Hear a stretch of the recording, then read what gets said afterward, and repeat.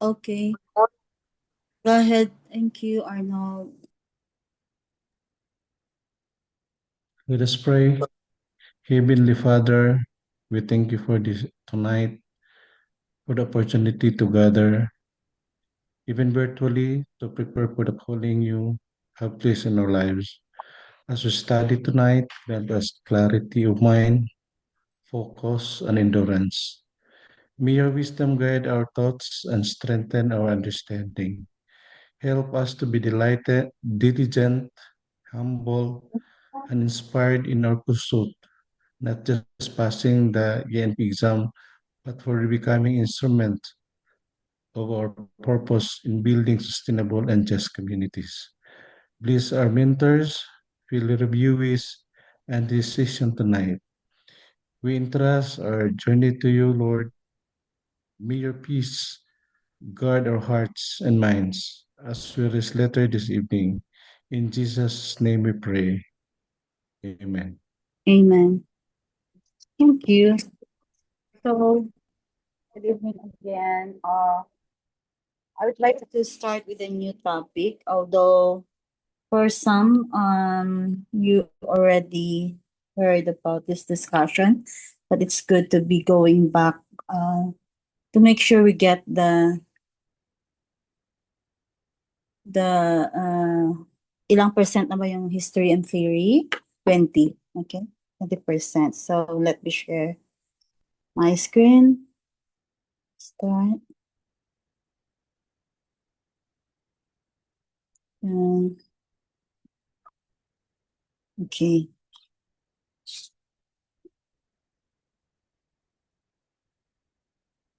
So this is history of cities and theories of urbanization.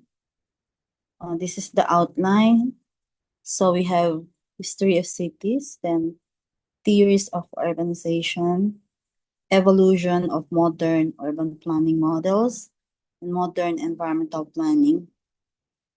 So we'll start with, okay, probably we can do most of this part tonight.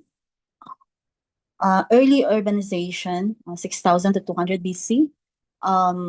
So early urbanization coincided with the Neolithic agricultural revolution when people built permanent settlements and fixed farms rather than living nomadically through hunting and gathering. So early urbanization happened during the Neolithic agricultural revolution. This was when people shifted from living as nomads, moving around to hunt and gather, to settling in one place, building permanent homes and developing fixed farms. So this shift laid the foundation for the first cities as permanent settlements became possibly only when food could be produced regularly in one location. Number two, there was increase in tribe size to the point where hunting and gathering could no longer provide adequate food, which encouraged fixed settlements. So, as tribes grew larger, the old way of hunting and gathering was no longer enough to feed everyone. And this population pressure forced groups to look for new ways to get food, which led to the adoption of fixed settlements and agriculture, as you have read in this slide. So, success number three, successful domestication of selected plants. Okay, selected plants and animals generated huge food surplus that led to sedentary settlements in alluvial plains. Um, the domestication, okay, of certain plants and animals resulted in a surplus of food. This surplus allowed people to settle in one place. So that's what it said there, especially along the fertile alluvial plains of major rivers like the Nile, Tigris, Euphrates, Indus, Huangho, and Tiber. So these locations supported early urbanization due to the abundance of water and rich soil. For the resource base was the source of water from the rivers, lakes, and oases for irrigation of permanent farms. So they were used for irrigating farms, ensuring a stable supply of water for crops, which in turn supported permanent settlement and growth of early cities. So cattle was used to plow, increasing cultivated acreage. So this increase in cultivated acreage contributed to food surpluses and further supported population growth and settlement. Then rectilinear plotting with the use of plow made easy the division of land according to crop. With the plow, land could be divided into straight line rectilinear plans, making it easier to assign specific crops to specific areas. So this organizational system improved efficiency and supported large scale or larger scale agriculture. And then the last one there is use of massive warehouses to store food in preparation for drought or warfare. So it was then this storage was essential then for them. So it's too much noise in there. So this storage was essential for surviving periods of drought or warfare as it provided a reserve supply for the community. Naririnig ba yung noise sa daan? Naririnig, no? Because my yung hotel room kasi is just across the road. So please bear with me. So the theory of early urbanization was called hydraulic civilization theory. This one, by Carl Wittfogel in 1957. Large-scale irrigation systems and the use of hydraulics were the prime mover. Okay, so it said here, we're the prime mover behind urbanization. This means that building extensive irrigation infrastructure and managing water resources were central to the rise of early cities. The agricultural revolution resulted in higher crop yields and created huge food surplus. So more productive farming made possible by irrigation generated food beyond what was needed for immediate survival. Labor specialization developed a class of non-farming workers, meaning the bureaucrats, administrators, high priests, shamans or the healers, craftsmen, traders. So they have all this a class of non-farming workers have emerged, and with food surpluses, not everyone needed to farm. So new professions appeared, including religious leaders, craftsmen, and traders.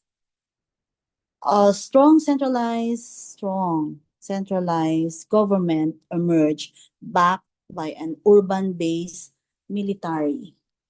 So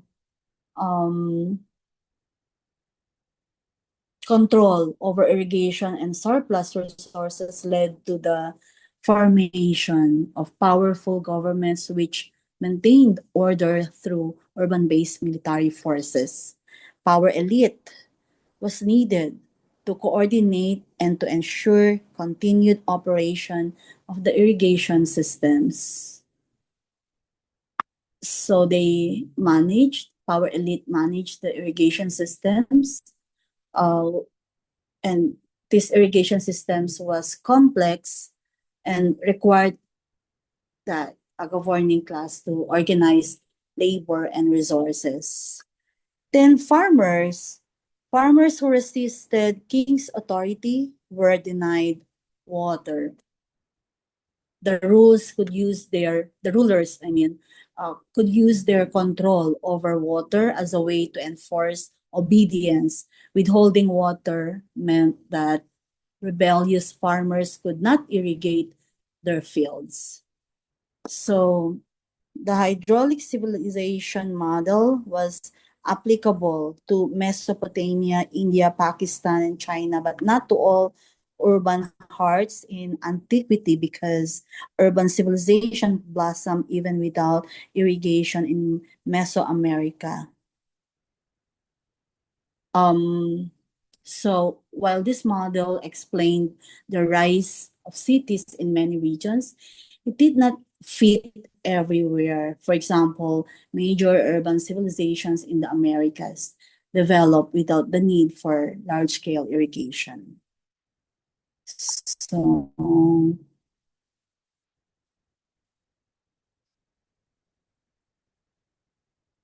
the theory of early urbanization is the religious model by Paul Whiffley in 1973.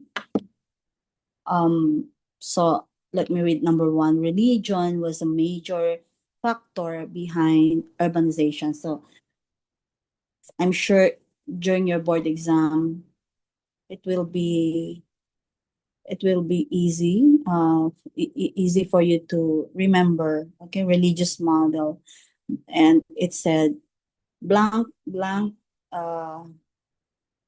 was the major factor. Religion was a major factor behind urbanization during this particular uh, era. So you can get that because anyway, there's a keyword religion, right? So a religious model or theory of early urbanization. Um, so I will continue that cities were religious ceremonial centers such as temples and ziggurats, and were seen as defenses against supernatural forces. So religion played a central role in the rise of cities. Cities themselves were built as religious ceremonial centers, and you can see here such as temples and ziggurats. And people believed that living in these cities offered them protection from supernatural threats. Number two, religious leaders claim special knowledge of meteorological and climatic conditions. They decided when and how to plant crops. So successful harvest led to more support for this priestly class. So religious claim that special knowledge. So they know when it's raining, they know when it's dry or something. So when their advice resulted in good harvest, the priestly class gained even more support and authority. So priestly class exercise number three. Priestly class exercise political and social control. Political leader had to claim to be a high priest with special and unique knowledge. So the priestly class was not just religious, also political leaders. So it said here, implying that they had exclusive and superior knowledge, giving them both political and social control over people or over the people. And number four, politically there was shift. Okay, please note the different shifts here. So politically, there was shift from elder-based kinship organization to complex political system. So this is okay. I think this is understandable. So and then it shifted from ancestor worship also to cult worship of totalitarian god kings who controlled food storage and food rationing. So societies move from there, from worshiping ancestors to the cult worship of god kings. So these rulers not only had religious authority but also controlled key resources like food storage and rationing, centralizing power further. So,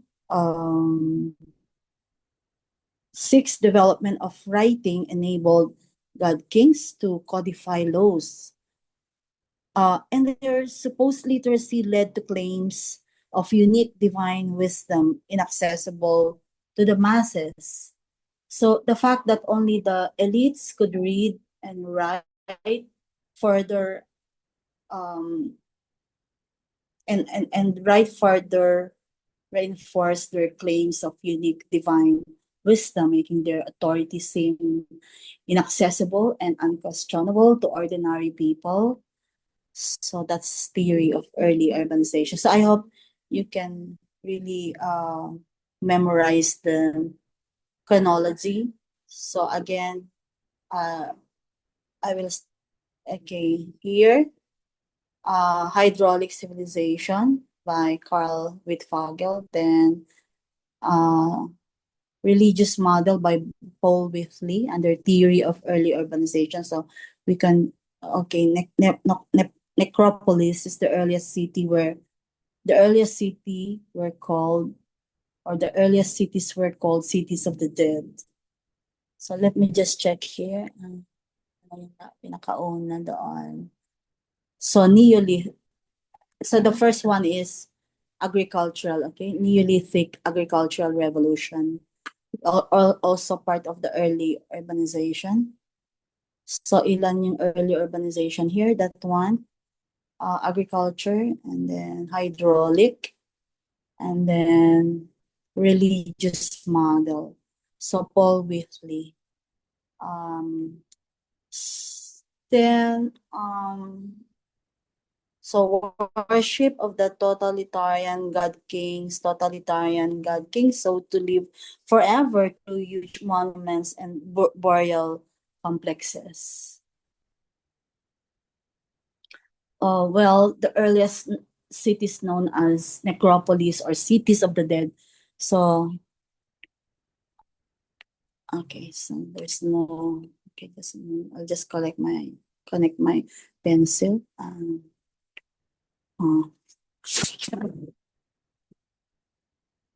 okay. Necropolis and cities of the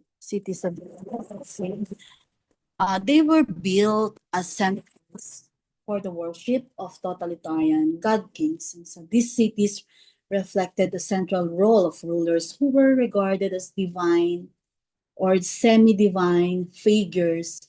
So the social and urban structure revolved around honoring and venerating these rulers with rituals and spaces dedicated to their memory, and continued influence even after death. Totalitarian god kings sought to live forever. So the god kings who held absolute power aimed for immortality by constructing vast monuments and burial complexes. So the most prominent features of necropolis cities were the monumental tombs, pyramids, temples, and other grand structures designed to ensure that these rulers would be remembered for eternity. So these complexes were intended to secure their legacy, provide also for their afterlife, and reinforce their divine status among their people. So, okay, Greek city-states and the birth of democracy. The Greek city-states with combined population of 250,000 provided the antithesis to totalitarian empires. So here, the Greek city-states or polis, okay? Please don't forget the word polis, the Greek city-states.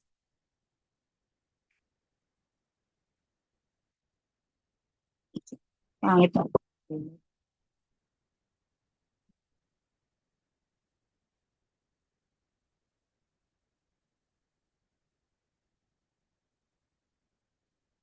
The Greeks together had a combined population of about 250,000. So these city-states were very different from the huge centralized empires. They showed a new way of organizing um, urban life that was more open and less controlled by a single ruler. So there were 500 polis with a population of 3,000 to 5,000 people each. Okay. So the most important were Athens, Sparta, how do you pronounce this? And Mycenae or Prin, Minoa, and Pergamon. Then, so because they were small, it was possible for citizens to participate directly in the decisions affecting their city. Then the Greeks also had the temple as centerpiece, so the temple as the centerpiece, but valued the creation of civic space and the practice of secular fields, meaning philosophy, Olympic sports, and humanistic arts. Mm, so, okay. So these were ideas about civic life and human potential started to flourish. The agora or public square became the heart of civic engagement. Greeks provided, the Greeks also provided the concepts of self-government. Baka itanong din ito, no? It's one of the favorite questions. Greeks provided the concepts of self-government and citizenship. So these ideas are still important in planning and governance today. So as they lay the foundation for participatory and inclusive cities. Then small size enabled the practice of direct democracy, but women, slaves, and foreigners not included. So please note also women, slaves, and foreigners not included. So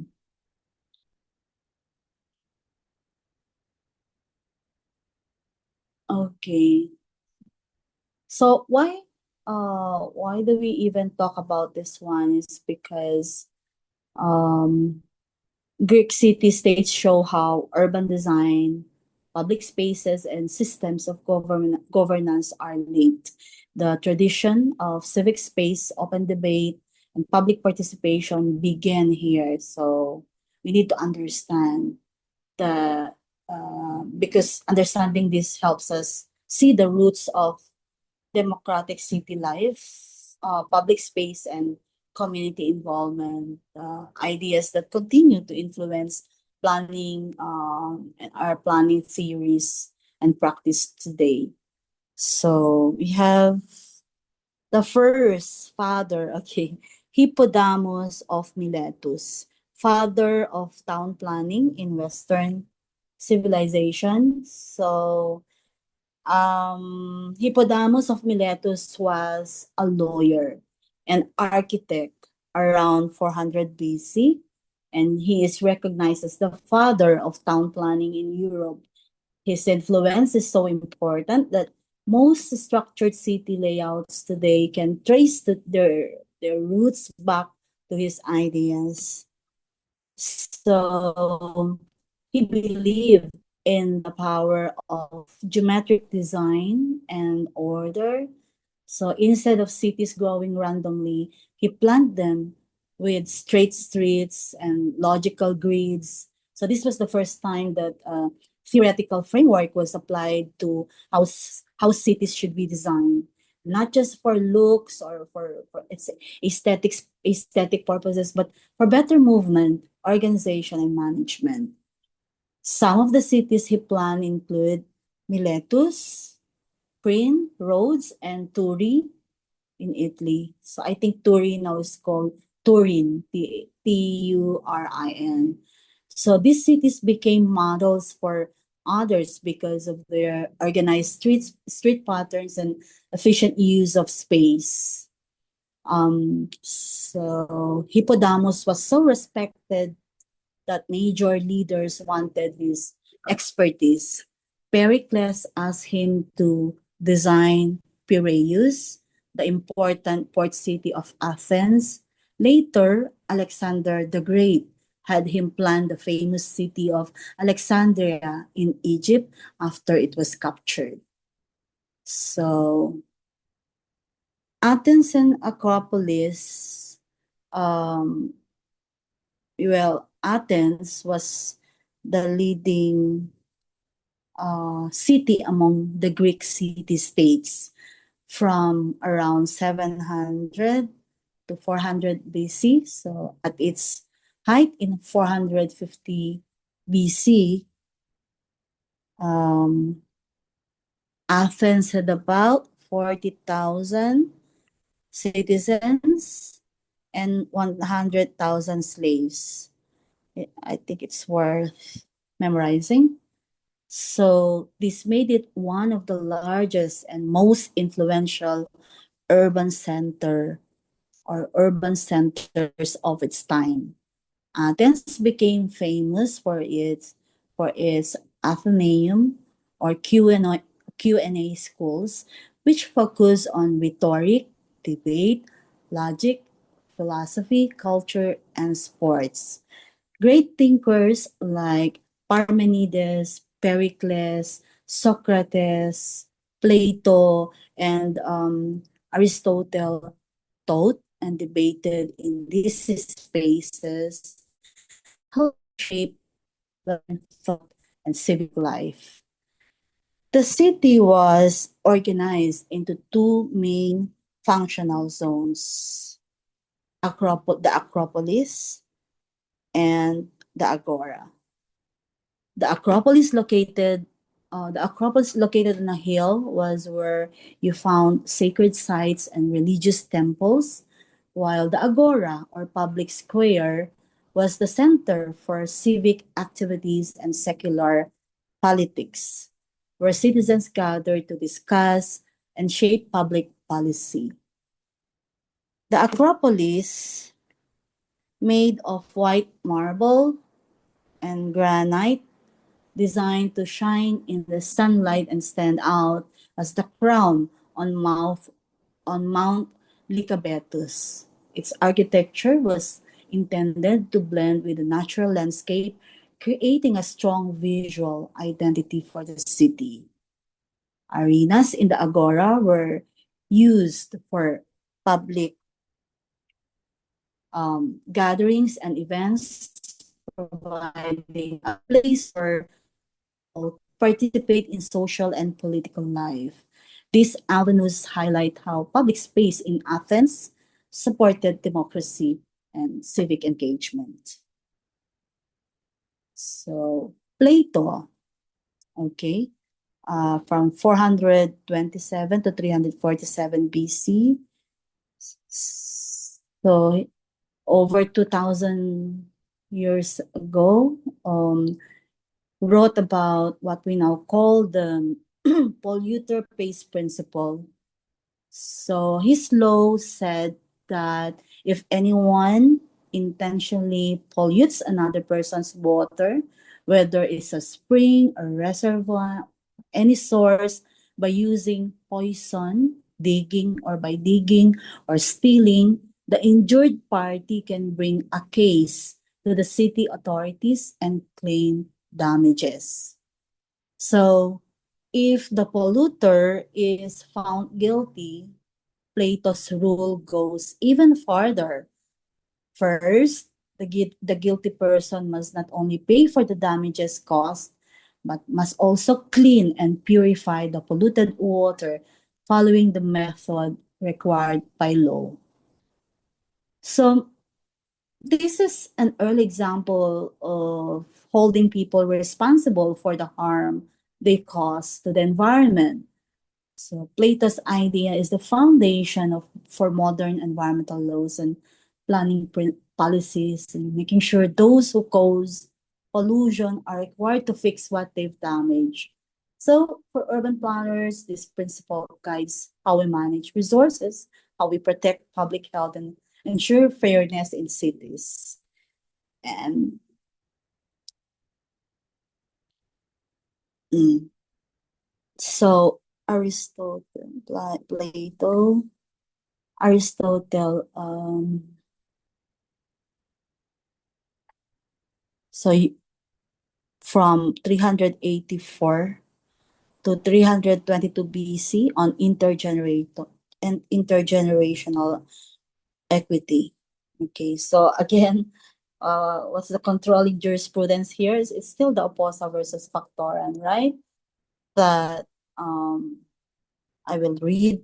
Human well-being is realized only partly by satisfying whatever people's preferences happen to be at a particular time. It's also necessary for successive generations to leave behind sufficient resources so that future generations are not constrained in their preferences. So the SDGs, or the sustainable development, is not really fresh because it came from Aristotle himself in, just imagine, 384 to 322 BC. So Aristotle's idea is simple but powerful. He points out that human well-being is not just for about meeting the needs, right? Like the how you define sustainable development. So not just about meeting the needs and wants of people living today, because true well-being also requires thinking ahead, making sure that future generations will have enough resources and choices. So Aristotle says that every generation should enjoy life and pursue what matters to them. But it doesn't stop there. Each generation also has a duty to leave behind enough, whether it's land, clean water, food, and or opportunities, so that those who come after them can also live and make their own choices. So very simple. So Plato, polluter place principle, and then intergenerational equity is Aristotle. Of course, there are still other Greeks, Greek personalities, thinkers, or what great contribution. And so it said here, Greeks combined polytheism with secular humanism. So what do we mean by that? That the Greeks honor many gods and goddesses as seen in their mythology and temples. At the same time, they celebrated human achievement, beauty, and capability through their art, philosophy, and daily life. So we have Venus de Milo, 100 BC. This famous statue represents the Greek focus on the human body, balance, and proportion. So while Venus is a goddess, the statue highlights physical beauty and human form, an example of how divine and human qualities were blended. So Zeus is the king of gods. Zeus was the chief god in Greek mythology. So um worship in major temples and festivals. So the Greeks built great statues and sanctuaries for gods like Zeus, showing the importance of religion in public life. Discobolus, the king of the gods. Zeus was the chief god in Greek mythology, worship in major temples and festivals. So the Greeks, but Discobus, um, so you can see here, like is holding the it demonstrates here, or it shows the sculpture of an athlete. So captures the Greek admiration for sports, movement, and physical excellence. So it's not uh, about a god, but about human potential and skill. So Greek culture was unique because it mixed religion devotion or religious devotion, or that's polytheism, with strong belief in human value and capability, means secular humanism. Okay. So cities reflected both temples and sacred spaces for the gods, alongside public spaces, theaters, and gyms that celebrated human life and civic participation. So this mix influenced city planning, public art, and even the idea of civic pride. Um, okay, Rome, the eternal city. Okay, so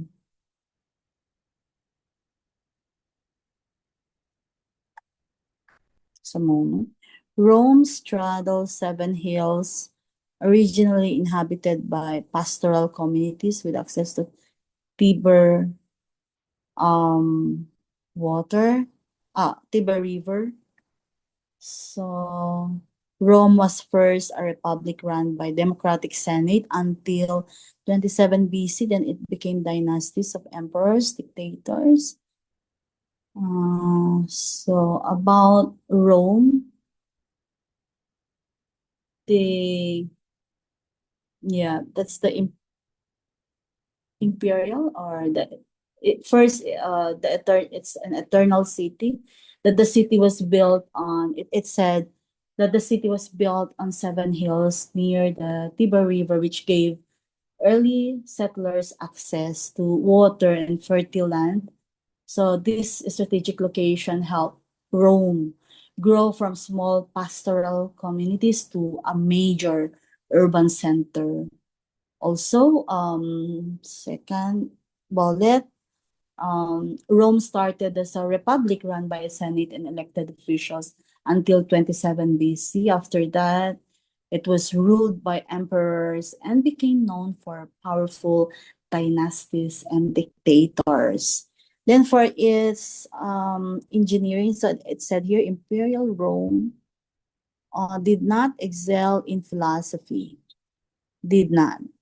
Uh, and science, but excelled in engineering, the civil works, road building, hydraulic water provision, and sewerage. So while Greece was famous for philosophy, Rome excelled in engineering. The Romans were known for building roads, aqueducts, sewer systems, and large public works that shaped the city and supported its massive population. Rome became the first ancient city up to reach 1 million population by 3 AD. Okay, about the time Jesus Christ was 6 years old. So this made it the largest city in the ancient world at the time. Rome was organized by around two main streets that crossed or that met at the center called the Forum. The Forum was the city center where temples, government buildings, theaters, markets, warehouses, libraries, schools, public space could be found. So it was the heart of Roman civic life. Okay. So Basilica here um originally the official function hall of the emperor. Okay. So meaning that it it was not the church, okay? So, okay, I will repeat. Originally, the basilica was used as the official hall for public and legal functions of the emperor, not the church, not as a church. Not the church, kaiba yun, not as a church. Okay, so, because today we call basilica as a church, right? So even with magnificent, sorry for the spelling, um, public buildings, Rome was overcrowded, susceptible, okay, susceptible. Daming ano nito, susceptible to epidemics, plagues, and large disastrous fires. Nero, okay. So despite its great buildings and in infrastructure, Rome faced serious urban problems. The city was crowded, and its dense population made it vulnerable to disease outbreaks, plagues, and major fires, such as those during the reign of Nero. So, Rome, the imperial city, Romans were preoccupied with defense and built their city like military camp called Castra. So I hope you will remember this. The whole, meaning the whole city was enclosed by a wall. So grid iron design.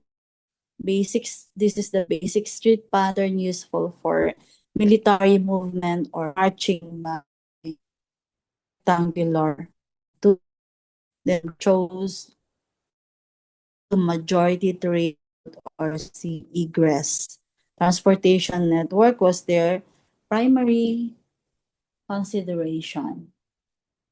So,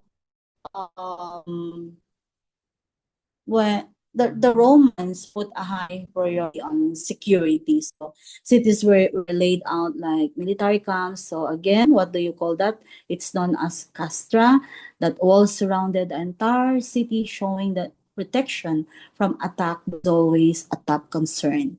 Then the gridiron there was the basic street pattern useful for military movement or marching by rectangular plateaus. So Roman city streets were arranged in a grid, creating straight roads at right angles. So, it was really established to make it easier for soldier to move information and for people to navigate efficiently. So the grid system is still common in city planning because it's practical and easy to manage. So Romans chose location with good access to majority trade route or sea egress.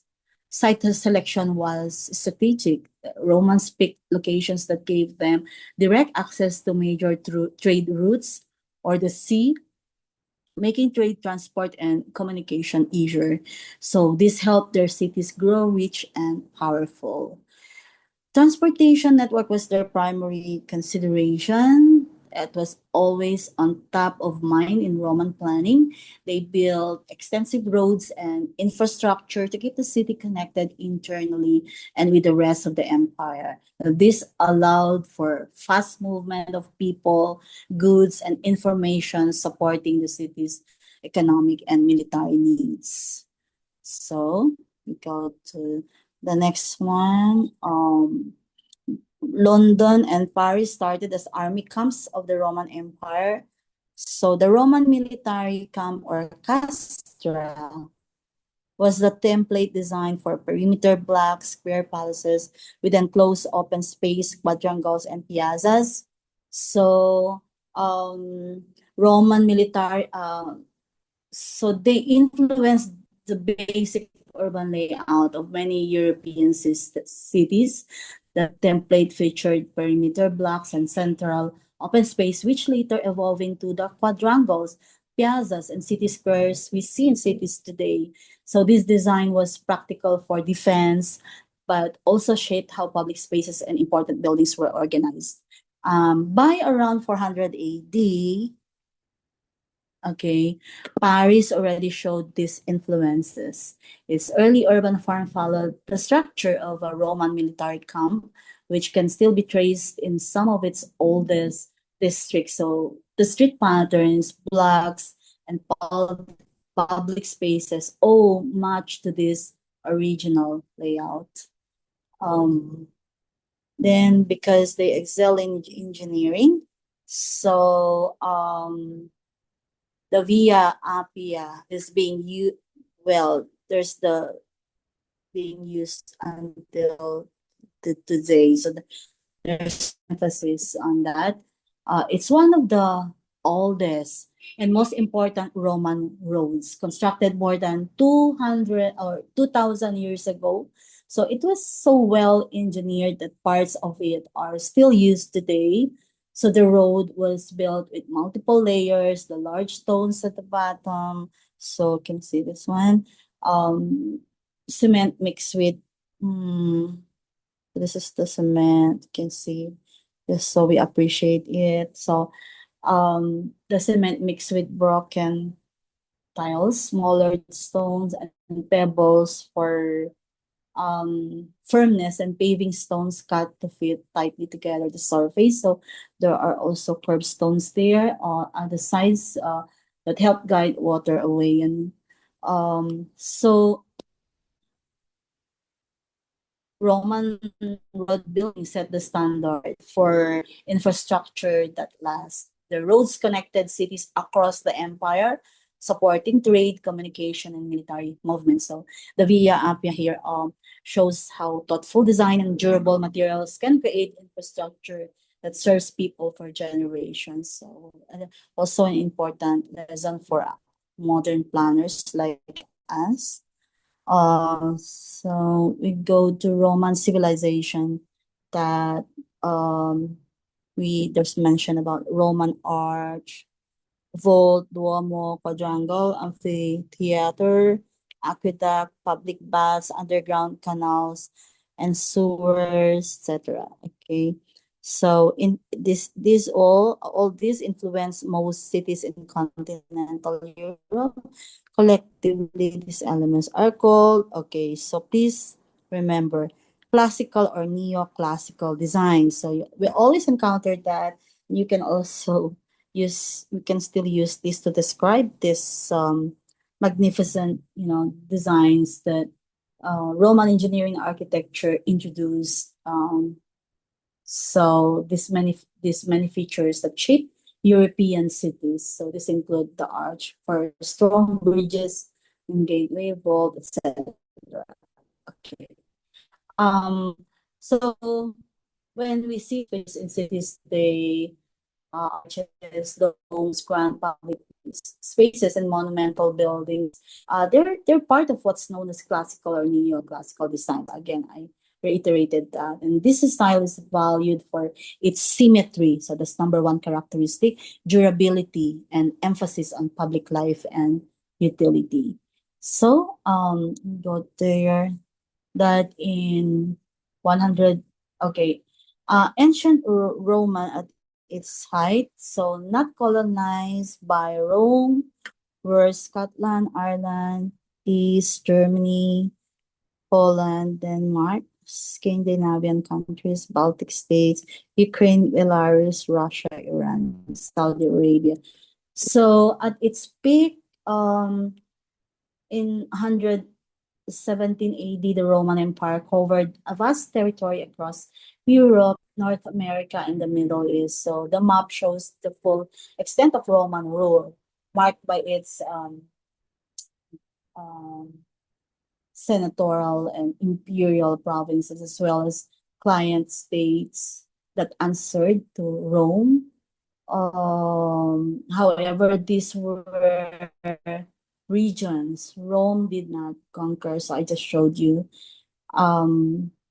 So the Romans Empire's reach was immense. So, but not really, but not full, or not the total territory. But even at its height, there were boundaries Rome could not cross due to geography, climate, resistance, or logistical challenges. So Yeah, we need understanding the limits of Rome's expansion helps explain the diversity of urban development and cultural influence across Europe and its neighbors. So cities inside the empire developed under Roman law, engineering and urban planning models, while those outside followed different paths. So it really matters that history, the provides explanation to the paths that those outside um those they did not cover, they did not conquer or colonize, followed different paths in terms of urban planning and many other factors or many other aspects. So we go there. This is just an enumeration, actually, of the five major architectural and engineering feats of Roman Empire, like the Colosseum or Vespasian Amphitheater by Emperor Vespasianus. It was named after him. So the Colosseum is the most iconic Roman amphitheater built under Emperor Vespasian. It was used Vespasian or Vespasian. So it was used for gladiator contests and public spectacles, showing the Romans' mastery of large-scale construction and crowd management. Then the Forum by Emperor Trajan was a grand public space for government, commerce, and public gatherings. So it became a model for the design of civic centers and cities throughout the empire. Then the Pantheon of the Gods and its farm rotunda by Emperor Trajan. It was a massive, the Pantheon with its massive dome, the rotunda, is a masterpiece of engineering. The building's design and proportions have influenced architecture for centuries, especially the use of large domes and open interior spaces. The Roman baths complex um, can accommodate 2,000 people daily by Emperor Caracalla. Uh, the baths were public bathing and social centers that could accommodate thousands of people each day. So these complexes included not only baths but also libraries, gardens, and gyms, demonstrating the Roman focus on public welfare and hygiene. So basilicas, okay, were originally court halls of the emperors, later adopted by Catholic Church. So before it became these basilicas were utilized as church. It originally they functioned as court halls of the emperors. So their architectural form was later adopted for Christian churches, shaping church design for centuries. Then Apollodorus of Damascus was credited for many important designs of classical Rome under Emperor Trajan, but he was later eliminated by Emperor Hadrian, who wanted to take over architectural design. So he was Apollodorus of Damascus was a leading architect responsible for many of Rome's major structures during Trajan's reign. His career ended abruptly when Emperor Hadrian, who wanted more control over architecture, forced him out. So this reflects the connection between political power and the shaping of cities. Then, this may really be a lot of story to tell. 1, 2, 3, 4, 5, 6, 7. Okay, but I think this is very important uh as part of history. Moral decay here. Okay. Reason for the fall of Roman Empire in 476 AD. Emperors were too obsessed with power. In power struggles, emperors were killed by their own sons or wives. Brothers killed their own brothers who were rival heirs to the throne, showing the breakdown of families. Among the elite, incest, inbreeding, deceit, and treachery were common, as well as corruption from top to bottom. So, internal conflict and corruption were rampant. Family bonds broke down at the highest levels, making the leadership unstable. So, when rulers are only interested in power, respect for law and unity collapses, so weakening the entire empire. Emperor had ostentatious and pleasure-focused lifestyles. Okay, I'm now reading this part.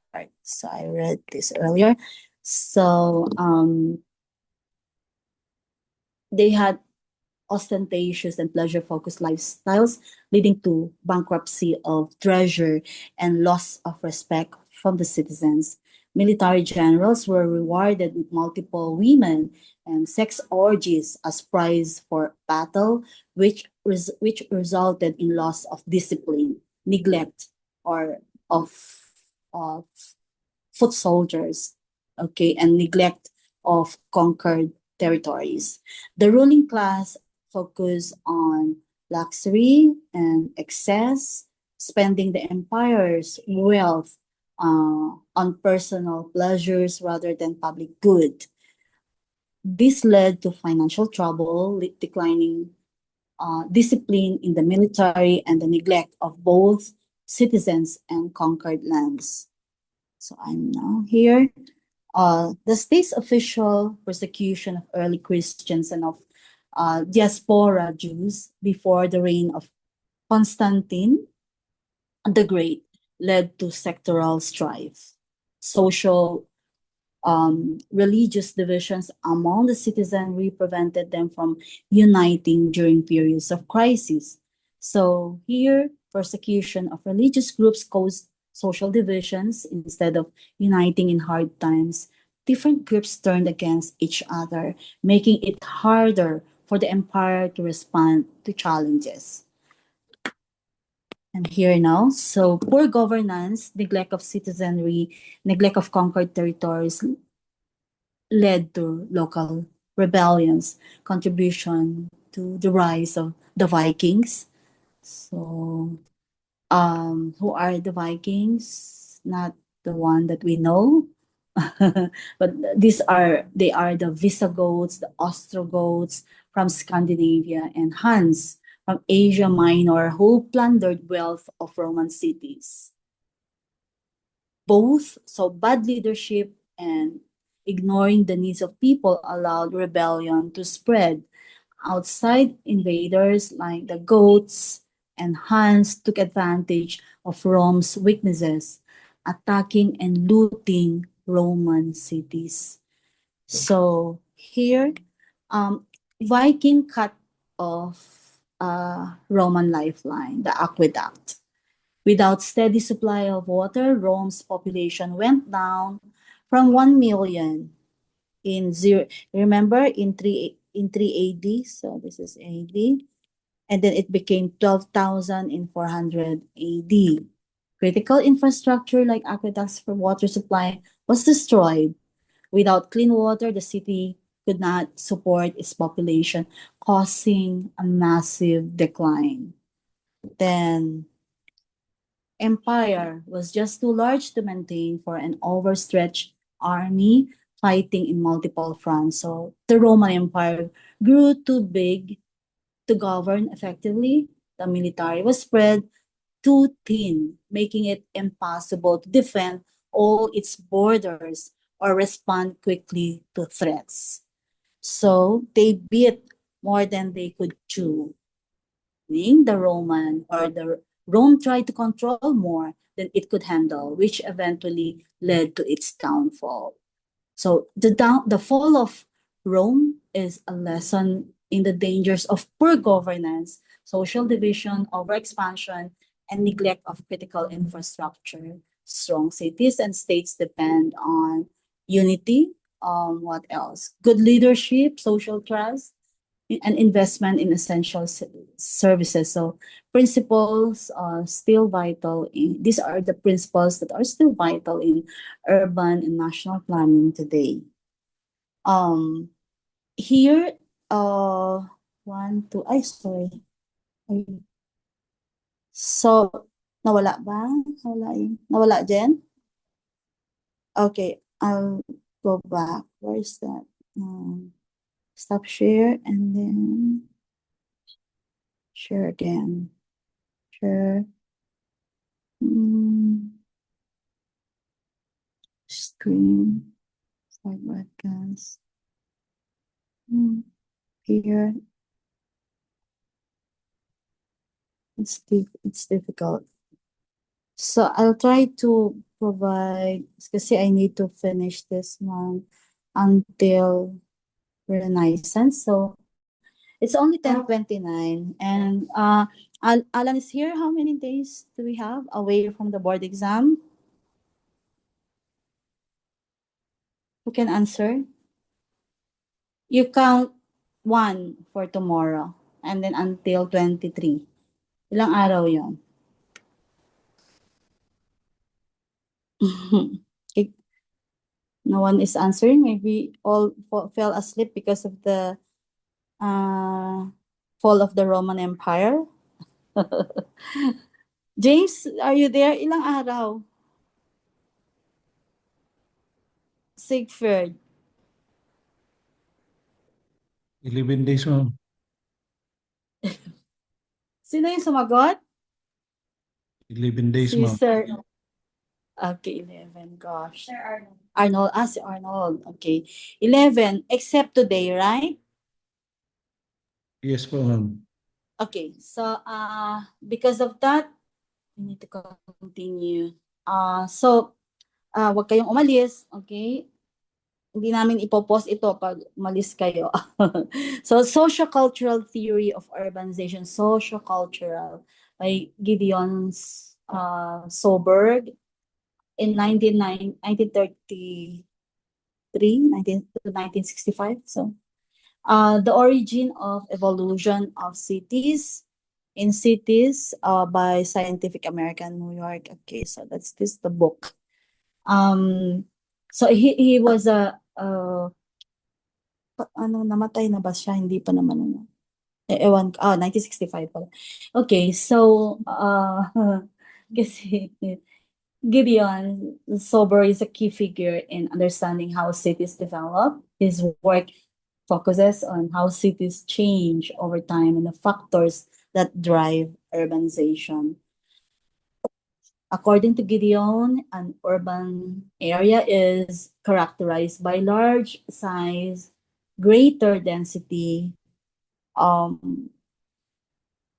greater heterogeneity. So cities are different from rural areas because they're bigger, have more people living close together, and include people from many backgrounds. This mix of people, cultures, and ideas is a defining feature of urban life. So,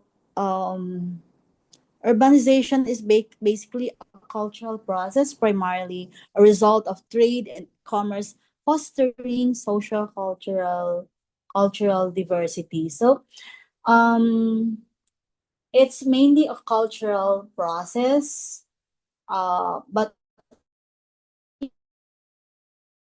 um, it's, it's building houses or roads, not just that in its cultural process. Trade and commerce attract people from various places, creating a community with many customs, beliefs, ways of life. Then, this formed along major transportation routes and became the center of cultural exchange of information and ideas. Most early cities grew up along important transportation routes like rivers, roads, or ports. These locations made it easier for people to trade goods and share ideas, turning cities into hubs of culture and innovation. The cities brought together specialists engaged in non-agricultural activities, individuals specializing in craft, centering around the production of tools for agriculture or items recognized as valuable in trade. So, ang haba nito, but we need to read that. The competition between neighboring cities resulted in many innovation in technology. Advanced tool for agriculture resulted in improved techniques of breeding and cultivation of plants and animals. So cities gathered people with different skills, such as people who are skilled in crafts, the tool makers, traders, who focus on activities beyond farming. This concentration of talent led to technological advances, especially in agriculture and trade, because cities competed with each other and pushed for improvements. So the next here is cities brought together literate individuals and scientists to debate and test ideas, which eventually resulted in the scientific method. So urban centers were also places where educated people and early scientists could meet, share, and test new ideas. This interaction is crucial for the development of the scientific method and the spread of knowledge. So here, because of accumulated surplus, cities became targets of conquest and invasion and would be absorbed by transcontinental empires that in later periods of nationalism and rationalism eventually broke up into individual nation states. So as cities, the meaning of this statement is that as cities grew rich and powerful, they often became targets for invasion. Over time, some cities were absorbed into large empires. Eventually, these empires broke apart, leading to the formation of modern nation states. So, Soberg's sociocultural theory highlights that cities are not only centers for people to live and work, but also engines for cultural diversity, innovation, and social change. So it's important to understand these forces to help us create cities that are resilient, vibrant, and able to adapt to new challenges. So, what now we go to fortress cities. Not sure this should parang dapat yung nauna na. But anyway, uh, fortress cities dapat ito yung ano na inuna ko to because in the arrangement anyway. So biglang nasingit si si Gideon. Sinong nagsingit kay Gideon dito, no?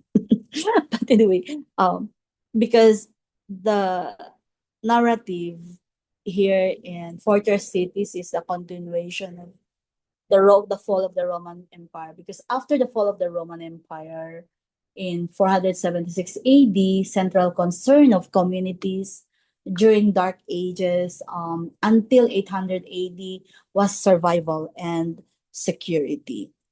Okay, so when the Roman Empire collapsed, order and stability disappeared across Europe.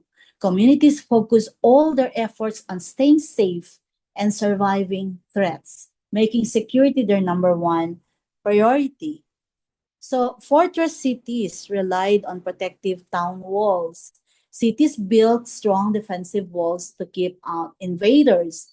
And these walls became the defining feature of urban life during the Dark Ages. Then, because of walls, cities could not grow more than 1 square mile. Okay? Please remember this. Cities could not grow more than 1 square mile.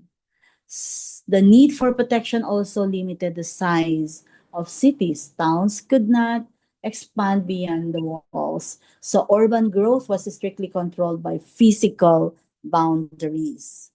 Above a population, okay, above a population of 3,000 fortresses, sorry, above, okay, I will clean. Okay, above a population of 3,000, fortresses would have serious problems about or of water, sanitation, waste epidemic, privacy. Okay. So, living in crowded conditions inside walls created new challenges. Water and sanitation systems were often inadequate, leading to disease and poor living conditions when the population got too large.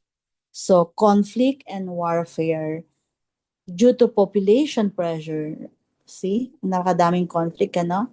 This time, due to population pressure, stimulates urbanization.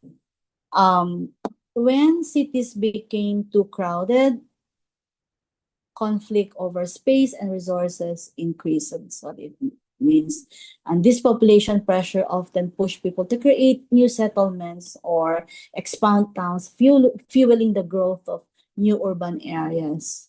So there was a study or book entitled Population Pressure Hypothesis by Carnero in 1970. Um, so key lesson for urban planners when we uh, read about this one is that security concerns shape the form and limits of medieval cities. Fortress walls offered protection but created new public health and planning problems. And so these challenges highlight the importance of infrastructure, also resource management, and adaptability in city planning. That also issues still relevant today.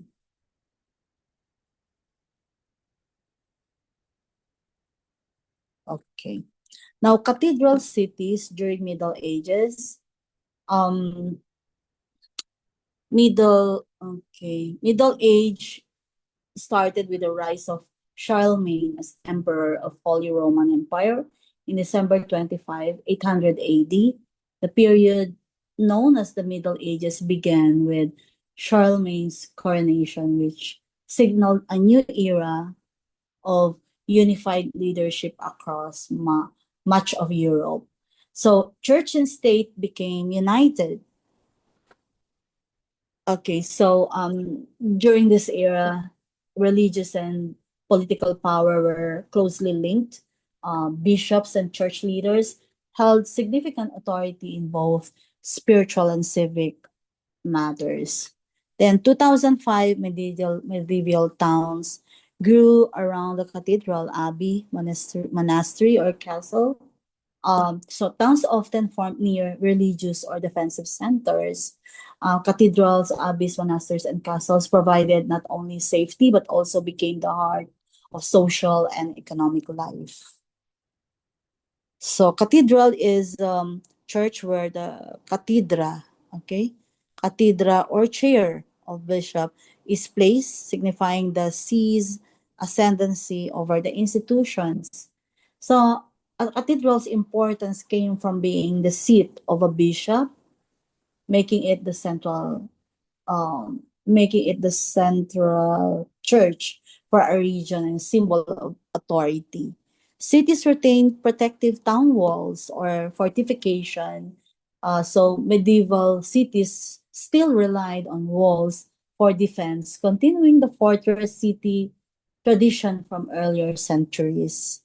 Towns had a radiocentric pattern with irregular, narrow, twisty streets less than 15 feet wide. Very important to remember. So, street patterns were not laid out in grids. Instead, they spread out from the center, often the cathedral or castle, with winding, narrow roads that made defense easier but navigation harder. So Because of water availability, towns had usually a less than 10,000 residents. Again, worth remembering, with an average radius of 12 miles or 19.3 kms or kilometers. So because of okay. Water, I mean limited access to clean water put a cap on town size. Most had small populations and covered only a modest area. So cathedral cities show how religious, political, and geographic factors shape medieval towns. Um, okay, the need, okay, for defense, the central role of the church and limits set by water supply all influence urban form, and that's a reminder that planning is always shaped by a community's priorities and resources. So Zurich, Switzerland, cat- it's a cathedral city which received the highest world rating for quality of life in 2004. It's a cathedral city. Um, so it's a good example of how the legacy of European cathedral cities can still shape modern urban life. Although it started as a small medieval town centered around its cathedral, Zurich has grown into a major global city. Despite its growth, Zurich still preserves its historic character, walkable streets, public spaces, and access to clean water. So in 2004, Zurich received the world's highest ranking for quality of life. This reflects its success in combining historical preservation with modern amenities, efficient transport, green spaces, public safety, and excellent services for residents. So, urban planners look to Zurich as a model for how cities can protect their history while creating a high standard of living. So, how about Munich, Germany? Um, it's um, it's one of Germany's leading cities, known for its rich cultural heritage, beautiful architecture, and high quality of urban life. The images here show um, its iconic civic center, historic churches, and the integration of traditional and modern buildings.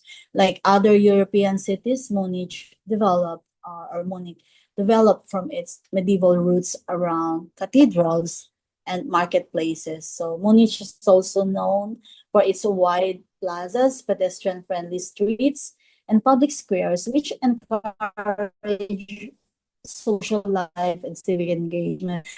Preserves its historical structures while promoting economic growth, efficient public transport, and green spaces. So these factors make Munich a model for sustainable urban development.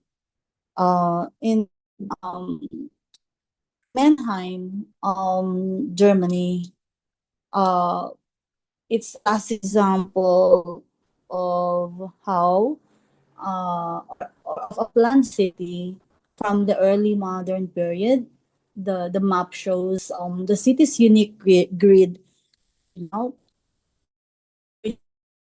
from the street patterns of all the medieval towns. The city is also surrounded by strong uh, defensive fortifications. Let's see.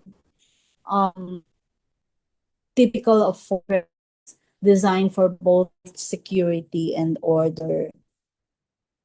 So Mannheim's board pattern um, or quadrate was innovative for its time and made navigation easy. So the shaped bastions provided military defense, while the grid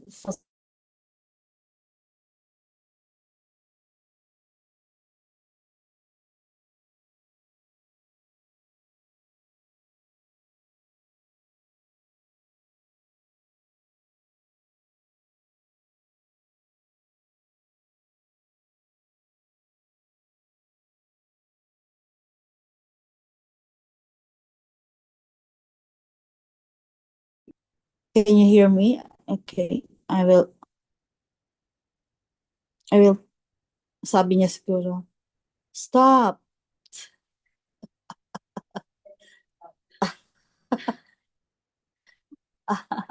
So, someone's singing here for me so that you will not, baka naman mas makatulog kaya, no? So anyway, the what's I was lost. So the star-shaped bastions provided military defense, while the grid facilitated organized growth and clear property division. So this type of urban form influenced many later cities in Germany and across Europe. So Mannheim, this demonstrates the impact of military, security, and regional design principles in shaping the urban landscapes. So, it's a balance of defense, order, and practical city management. So, very nice. And so this will be the last one that I will tackle tonight, the Renaissance. Um, 1440 to 1769. So, di ba ang layo pa ng 2025 na? But, well, I mean, so Renaissance coincident with age of European exploration and conquest. So the Renaissance period happened at the same time uh, as European exploration and expansion overseas. So this era was marked by both cultural rebirth and a drive to discover and conquer new territories. So there was decline the role of the church in the time and the rise to power of the merchant class who shaped trading and treasury policies of the monarchies. The influence of the church over cities and society started to decrease. Instead, wealthy merchants and business people became more powerful, especially in shaping economic and trading policies. And here, distinction between new capital, the bourgeois and entrepreneurs, and the old landed gentry or the feudal lords who oversaw rural manors and farming estate for the monarchies. Society became divided between the emerging business class, the bourgeois and the entrepreneurs in the cities, and the old aristocracy, the meaning the landed gentry and feudal lords who controlled the countryside. So cities were important commercial nodes for trading companies. Cities developed into key centers for commerce where trading companies and merchants did business, stored goods, and managed long distance trade. Then, mercantilism believed that the value of the economy was measured by quantities of gold and silver. So, this was the economic thought during this era. It was focused on accumulating gold and silver. So wealth was measured by how much of these precious metals a country could control. So we are here. This system drove nations to conquer foreign lands, to acquire more gold and silver, and advantage in maritime trade.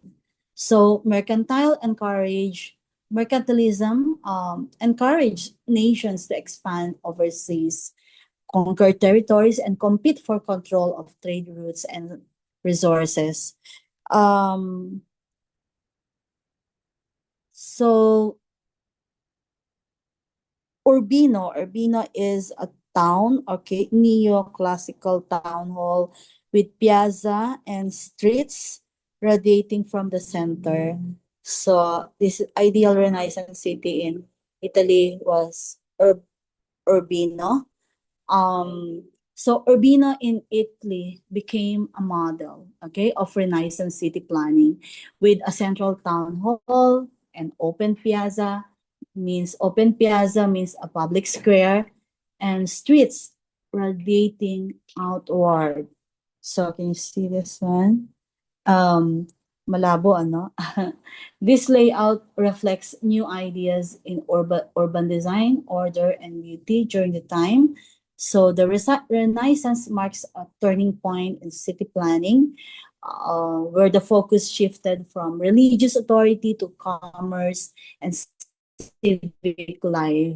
Cities were designed for trade, exchange, and civic pride in public spaces and rational street layouts.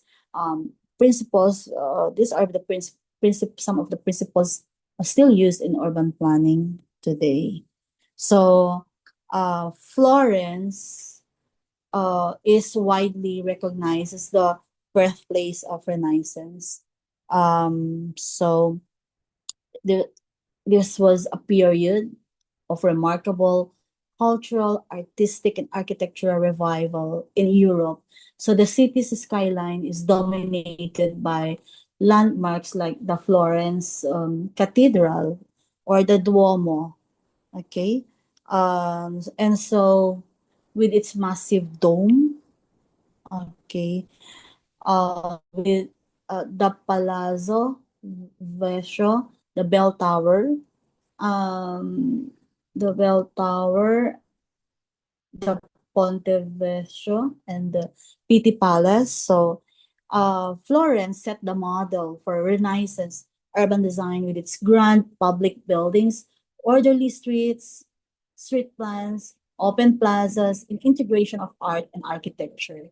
The Medici family, powerful patrons of the arts, transformed Florence into a center for learning, trade, and creativity. So the spirit of innovation influenced city planning throughout Europe, encouraging the development of civic spaces and architectural beauty. So, okay, I can tell. So, mm, can I continue? Siguro 10 minutes, okay? So even if you say no, I'll continue for your own sake, for your own good.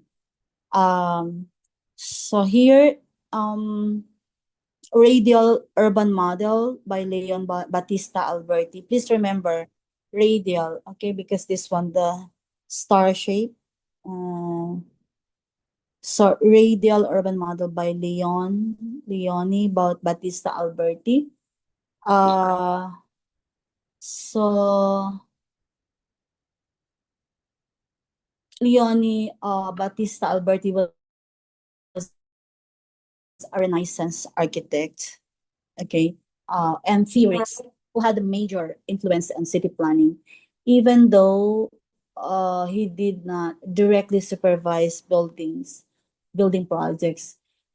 He's famous for writing the Edificatoria, in 1452. So one of the first treatises on architecture in the modern era.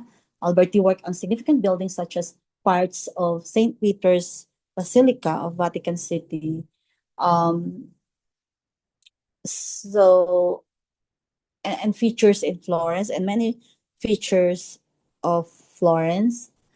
And he served as secretary to 6 popes. Okay. Alberti promoted the use of the radiocentric pattern, which is based on the structure of cathedral cities where streets radiate outside or outward from a central focal point, like a church, palace, or castle.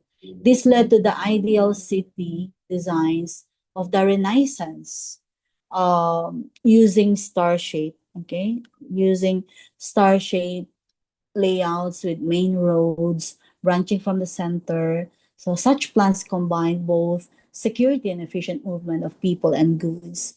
Commercial activities and urban development naturally follow these main roads. So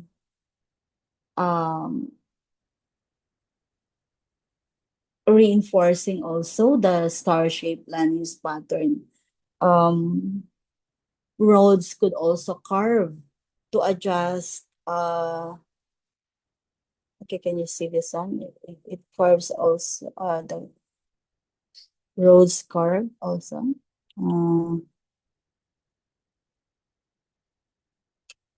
Okay, so let me see this one.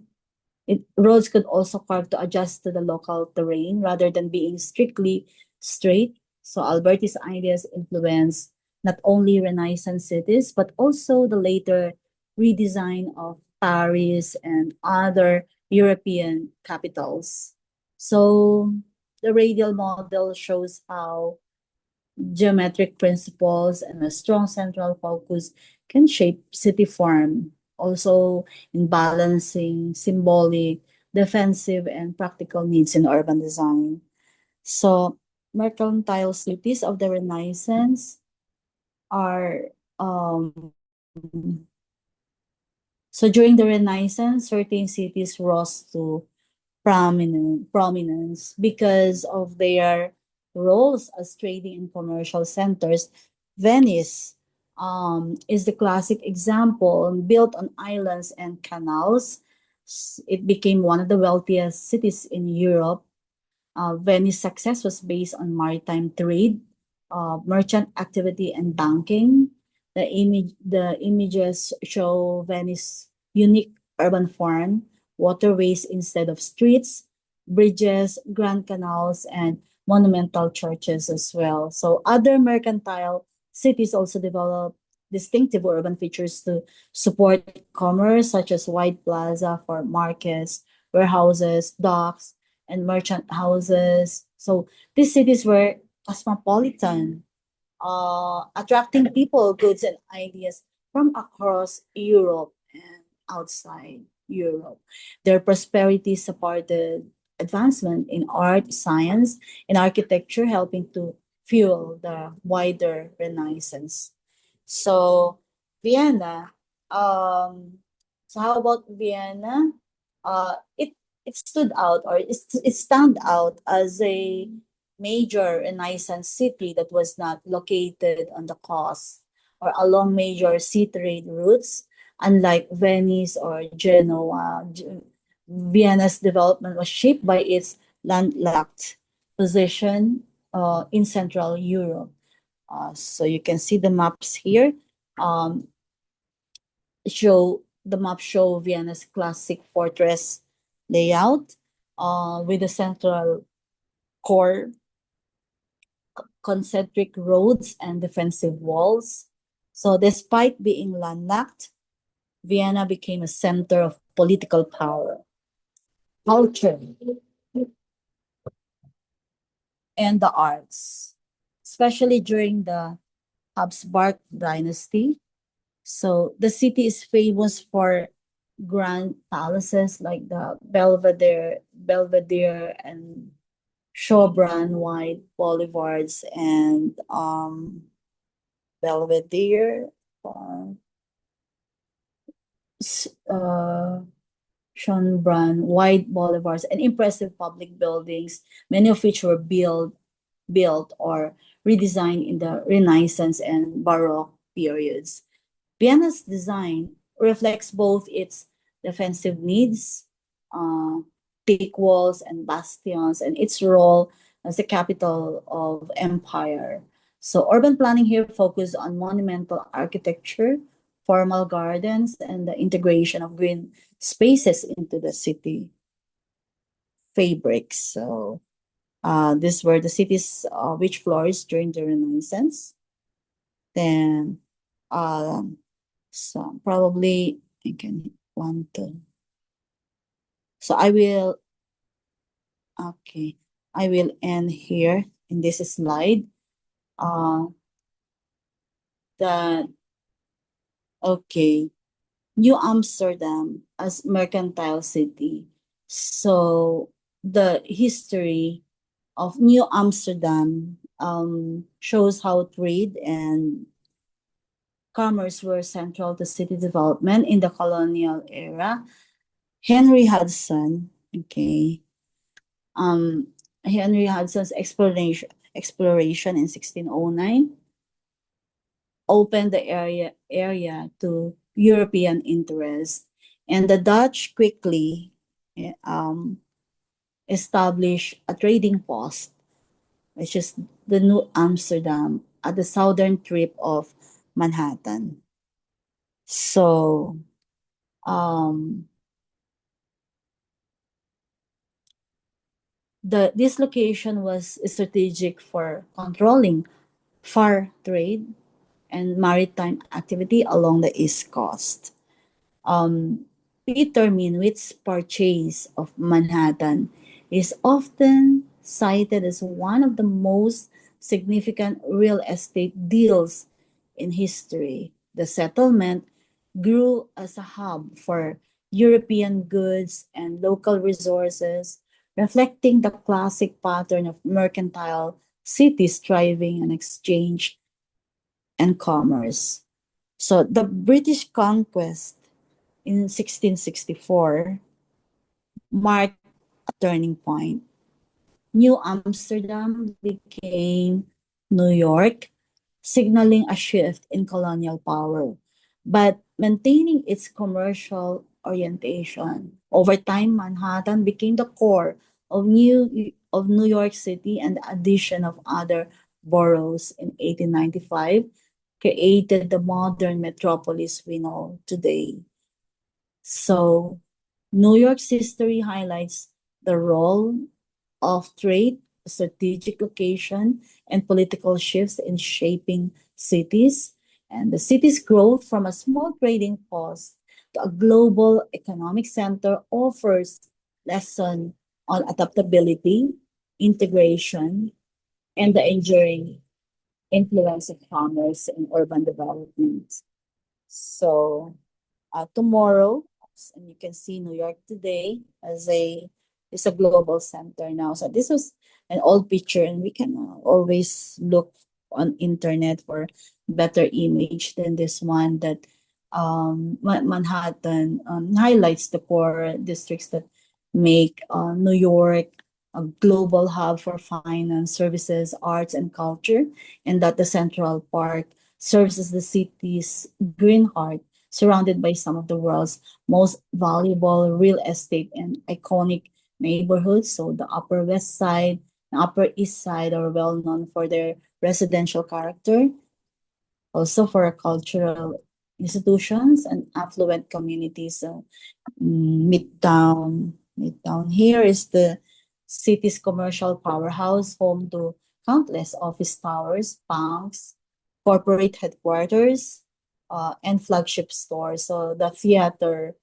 district, centered around Broadway, has established New York as a global capital for the entertainment and the performing arts. So today, New York City leads not only in finance but also in services, media, technology, fashion, and the creative industries. So that this is all for tonight, and good night.